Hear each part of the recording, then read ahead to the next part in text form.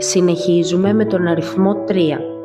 Αυτός ο μήνας σας καλεί να κάνετε εγκράτεια, να επιδιώξετε την αρμονία και την ισορροπία για να μπορέσετε να απολαύσετε μία θεραπευτική περίοδο. Άτομα στο ζώδιο του τοξότη θα λειτουργήσουν βοηθητικά. Κρατήστε τα πράγματα υπό τον έλεγχό σας.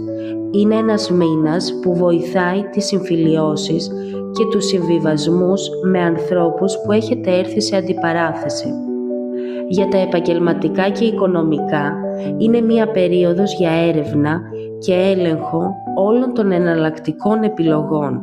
Καθυστερήστε σκόπιμα ώστε να πάρετε σωστές αποφάσεις βήμα-βήμα. Στα προσωπικά, για όσους είναι δεσμευμένοι, είναι μία περίοδος που θα φέρει ισορροπία στη σχέση.